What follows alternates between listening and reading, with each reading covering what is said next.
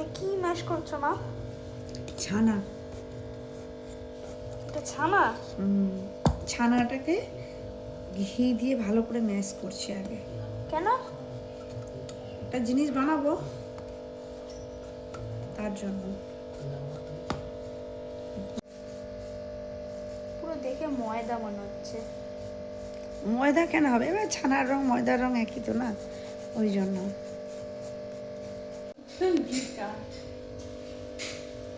এটা কি তো ঘি? ঘি তো। আচ্ছা তোর কি মনে হচ্ছে এটা কি?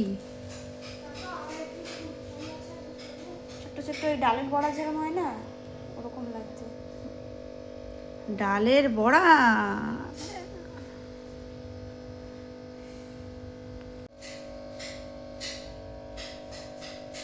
ওহ, তোমার হাতটা চকচক করছে পুরো তেলে, এই ঘিতে। ঘিতে? তেল বলিস না, এটা তেল দিয়ে হয় না।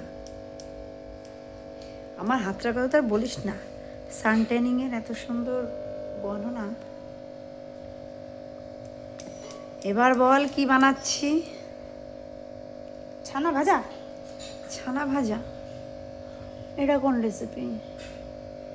হয় হয়তো কিছু।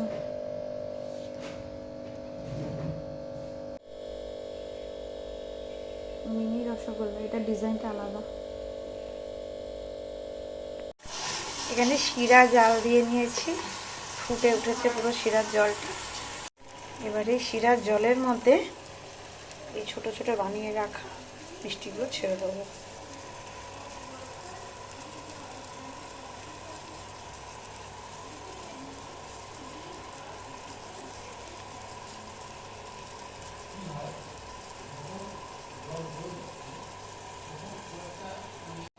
সব ছোট ছোট মিষ্টির গোলাগুলো, মানে ছানার গোলাগুলো ফুটছে, বড় বড় হয়ে গেছে। দেখুন কত বড় বড় হয়ে গেছে।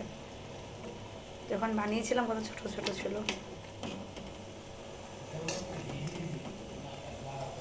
এখানটাকে আরো ফুটতে দেবো মিষ্টি শিরার মধ্যে।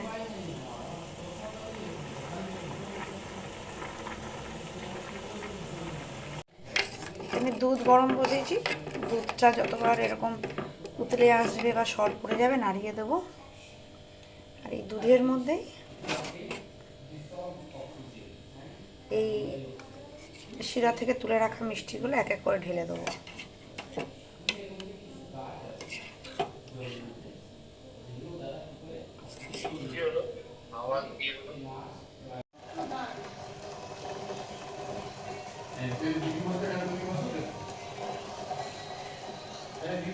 তৈরি হয়ে গেছে আমাদের রসমালাই। এর মধ্যে আমি একটা এলাচ দিয়ে দেবো। এলাচের খোসাটা ফাটিয়ে দিয়েছি।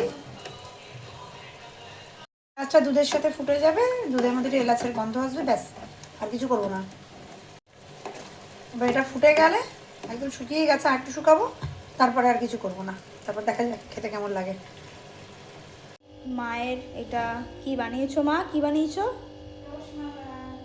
রসমালাইগুলো পুরো তৈরি হয়ে গেছে, দেখতেও খুব সুন্দর। এবার খেতে দেখতে হবে কীরকম হয়েছে।